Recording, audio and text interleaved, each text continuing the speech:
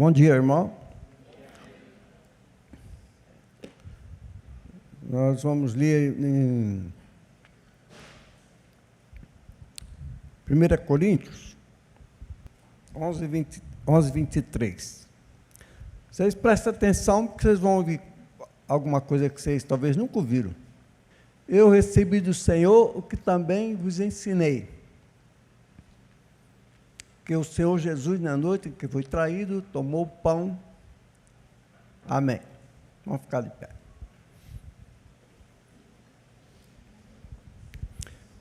Pai, graça te damos por esta manhã, em nome de Jesus. Amém. Podemos sentar. Ela riu.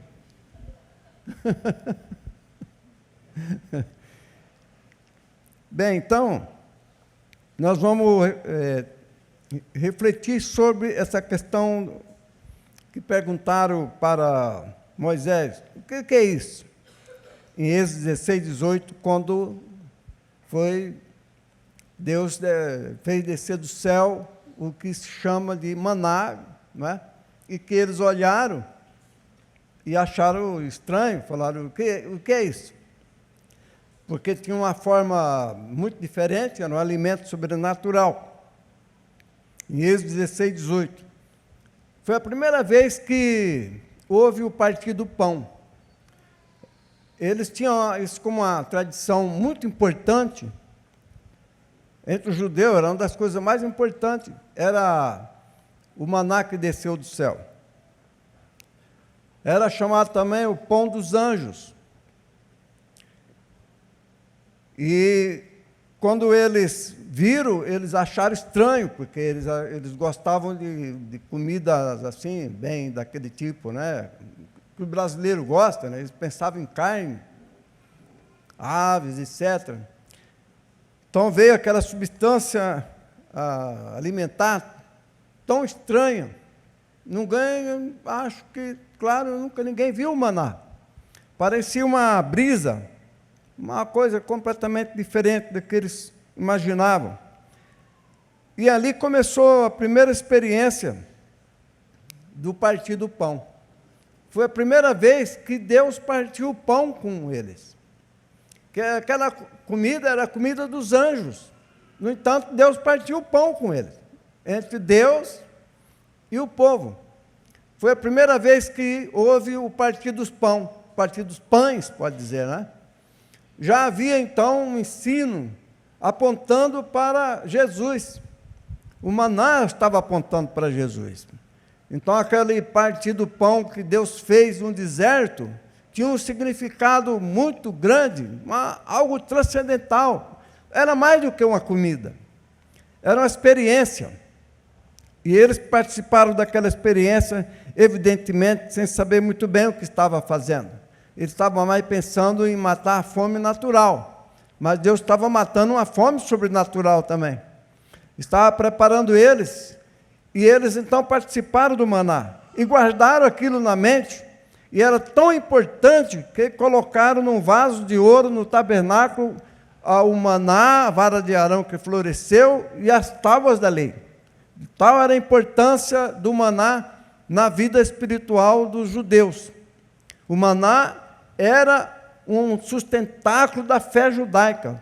Era tão importante que ele dizia, nosso pai comeram o pão que desceu do céu e nossos pais estavam no deserto.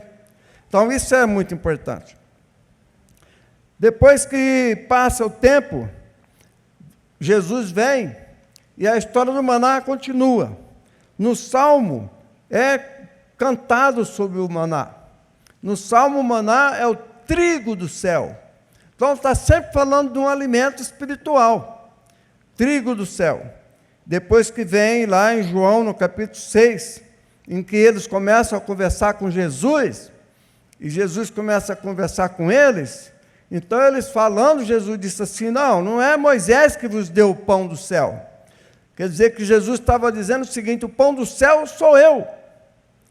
Então Jesus estava ali agora fazendo a proposta da segunda divisão do pão, do partir do pão. Estava partindo o pão pela segunda vez. Estava mostrando que o trigo do céu estava ali agora. Então Jesus, ele quando chega, ele chega como um pão, eu sou o pão que desceu do céu. E aí quando Jesus começa a falar isso, né? E eles começam a olhar para Jesus e acham estranho, porque Jesus disse, quem vos deu o pão genuíno, portanto o maná é um símbolo, maná. Quem vos deu o pão genuíno foi exatamente Deus que enviou a mim. Quem desceu do céu e dá vida ao mundo, esse é o pão genuíno. Então estava ali agora Jesus fazendo uma interpretação bem moderna, bem atual, do que era o símbolo, o maná.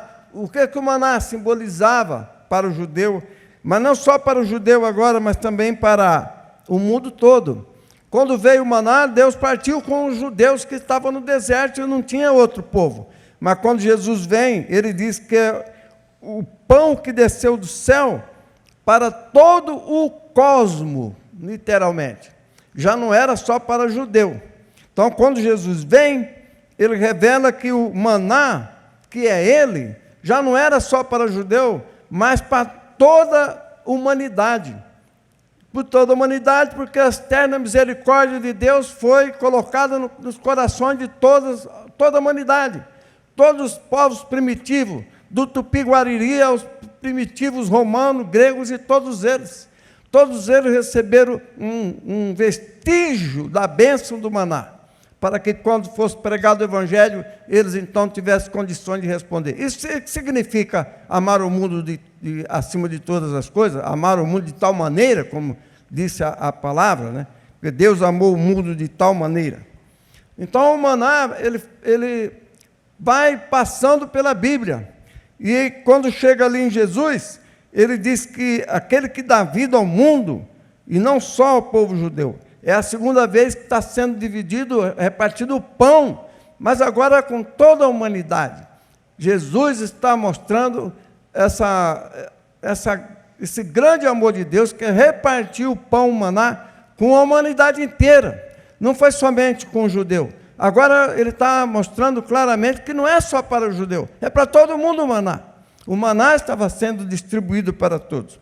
Daí que chega realmente, indo para a terceira parte, digamos, Jesus diz, em Lucas 22, 19, Jesus então faz a segunda partida do pão, a segunda vez que ele parte o pão. A primeira foi no deserto, e aquele maná representava Jesus, porque Jesus disse para o judeu, o maná sou eu, portanto o maná que caiu no deserto, era Jesus fragmentado caindo sobre o deserto, para alimentar a vida espiritual do judeu, que seria então o pai da nação, e que eles disseram, nossos pais comeram do pão que desceu do céu. Era isso que aconteceu. E quando isso aconteceu, Jesus agora diz então que é ele que é o pão do céu. Quando ele reúne os discípulos, diz, isto é meu corpo, que por vós é dado, fazei isto em memória de mim. Então Jesus está criando agora uma nova tradição. Essa tradição é um memorial, que nós fazemos porque nos recordamos de quem é Jesus, recordamos de quem é qual é o significado do maná que caiu no deserto, que caiu para o judeu, e qual é o significado do maná que veio para o mundo inteiro, que é o próprio Jesus Cristo. Então, depois disso, em 1 Coríntios 11, 23, que é o texto muito usado na Eucaristia, Paulo então se lembra exatamente do maná, que o maná é o alimento espiritual, o maná é que sustenta os povos, o maná é que sustenta o cristão. Então, ele partiu o pão ali. Paulo, então, ele estava dizendo sobre a tradição, e tendo dado graça, porque eu recebi do Senhor, que também recebi de Jesus, que eu recebi de Yeshua, diz a Bíblia hebraica. Então, Jesus fez uma baraca, quer dizer, ele deu uma ação de graça. Jesus, antes de repartir o pão, ele fez um baraca, quer dizer, baraca é bênção, era uma oração especial que ele fazia a respeito na hora da refeição. Barak Adonai, era graças a Deus pelo alimento e pelo ar que respiramos e todas as coisas. Então Jesus fez uma oração e partiu o pão depois que eles jantaram. Então Jesus partiu o pão e naquele ato ele estava partindo o maná pela segunda vez. Era ele mesmo. Então ele estava partindo o pão para dar para os seus discípulos. E é isso que a igreja faz. Ele partiu e disse: este é meu corpo, que é dado por vocês.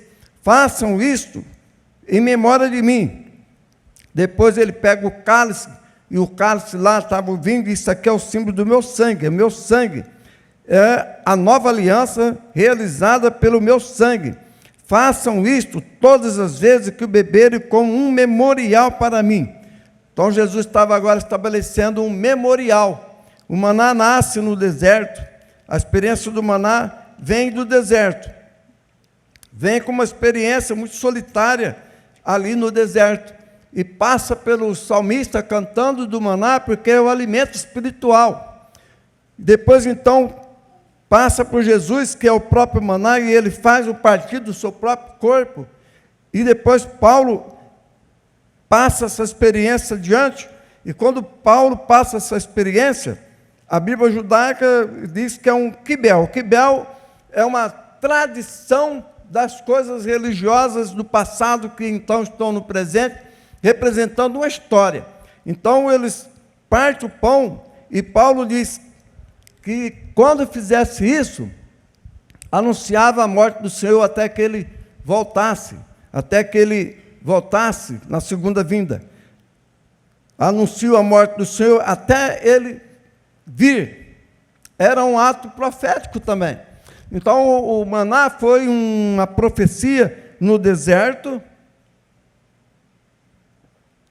foi uma reflexão teológica muito profunda nos Salmos, em toda a trajetória do judeu, foi um momento profético ali na Páscoa com Jesus, continua sendo um movimento realizado já consistente na vida da igreja, mas também de uma dimensão profética, porque apontava até o último dia.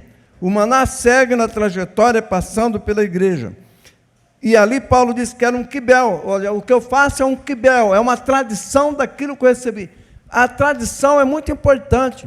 As pessoas não podem imaginar que não pode ter tradição, não tem tradição nenhuma, não tem coisa nenhuma, não tem ordem nenhuma. É tudo uma coisa assim, muito... tal, tem muita igreja que não tem tradição. Acha que pode fazer a Santa Ceia com biscoito, com Coca-Cola. Quer dizer, não respeitam a tradição. Paulo não faria isso. Então, Paulo passa essa experiência para os seus contemporâneos, os discípulos da igreja daquele momento. Então, aquela experiência que Paulo estava fazendo, ele estava mostrando a importância do maná. Agora, não aquela substância física, mas agora uma substância sobrenatural, que ela estava escondida lá no deserto. Agora, no Novo Testamento, ela estava tomando o corpo, e o corpo de Jesus. Ela estava tomando forma, e a forma do Filho de Deus. Ela estava se tornando uma realidade sobrenatural, uma realidade decisiva na vida do crente. Jesus dizia: eu sou o maná que desceu do céu. Aquela experiência que está no deserto era apenas uma proforma, mas eu sou a realidade do maná que está aqui entre vós. E vocês vão participar desse maná. Vocês vão comer deste pão. E quem comer deste pão não terá fome. E quem beber desta água não terá sede.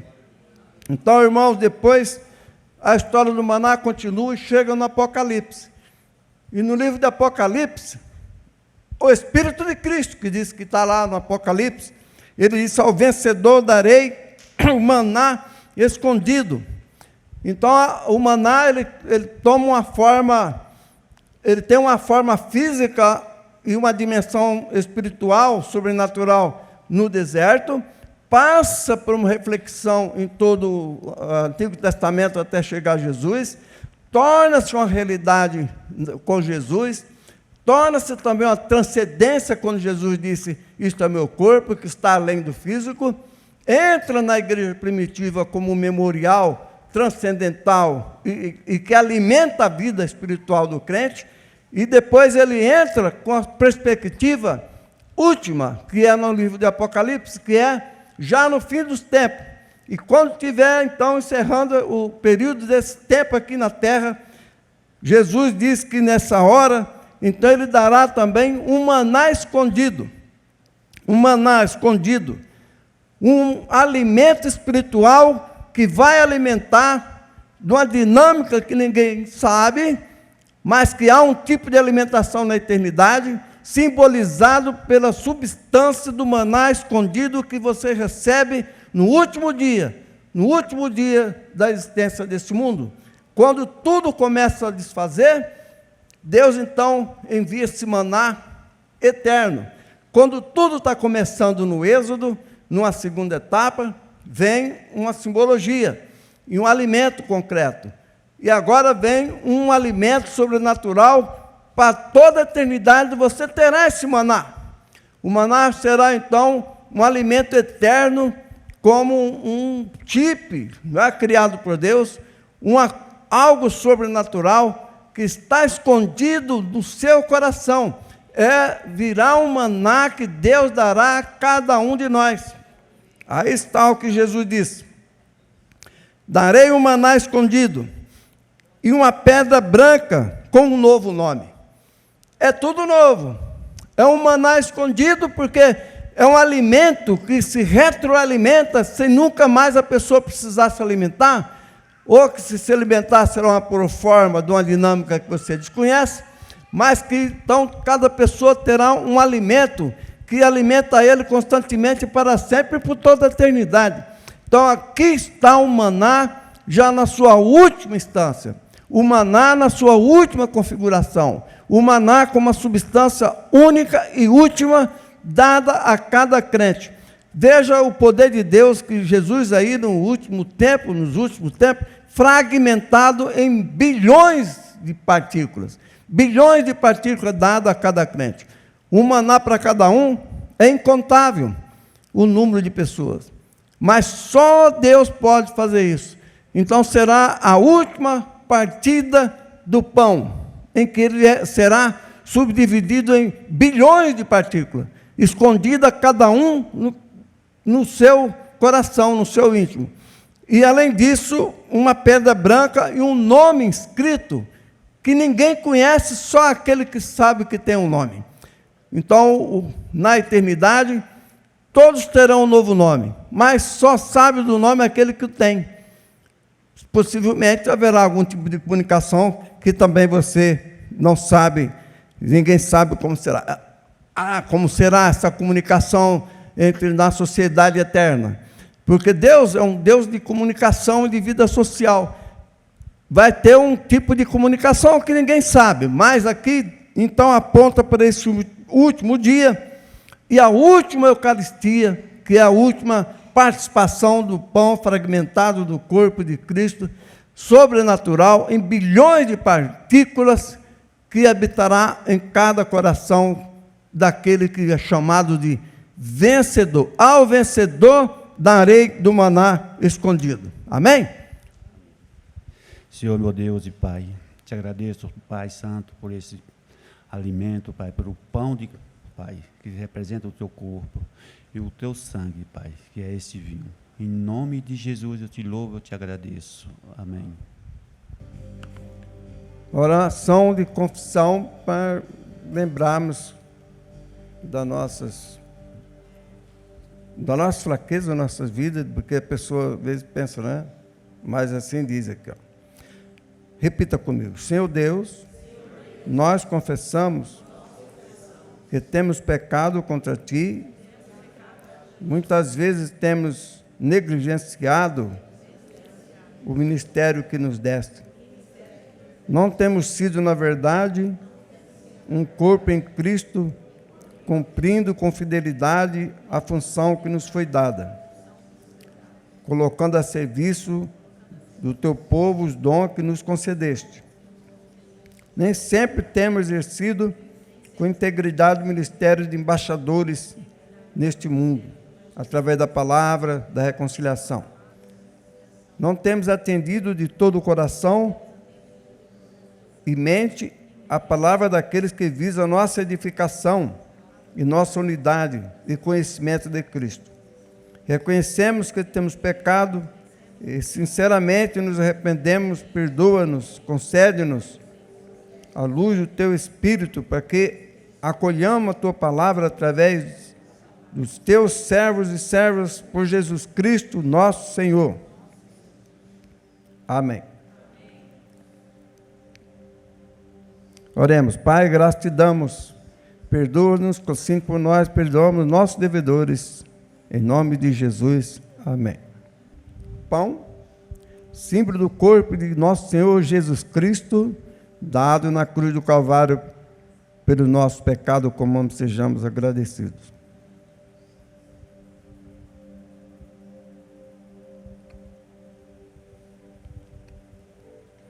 O vinho, símbolo do sangue de nosso Senhor Jesus Cristo, derramado na cruz do Calvário, para a remissão do nosso pecado, bebamos e sejamos agradecidos.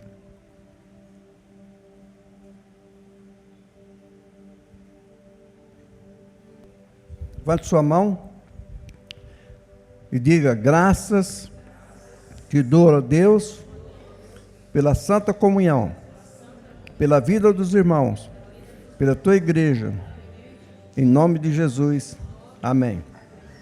E aproveitamos a hora e pedimos que tu abençoe o povo do Rio Grande do Sul, que eles em ti encontrem amparo, que haja muita solidariedade.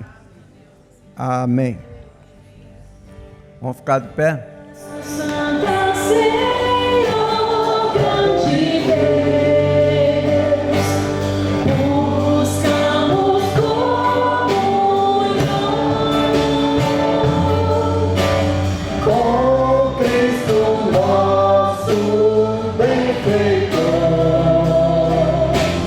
com todo fé e sabemos que Jesus virá em majestade e luz, juiz supremo, eterno Rei. Ordem, Senhor Jesus. Curve sua cabeça. Pai, graças te damos por esta manhã, graças te damos por a tua palavra e pelo maná escondido em cada coração que recebemos de ti pela fé e somos agradecidos. Rogamos as tuas bênçãos sobre todas as pessoas aqui reunidas, ó Deus, em nome de Jesus.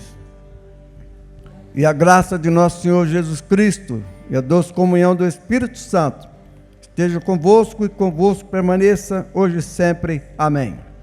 Amém. Amém.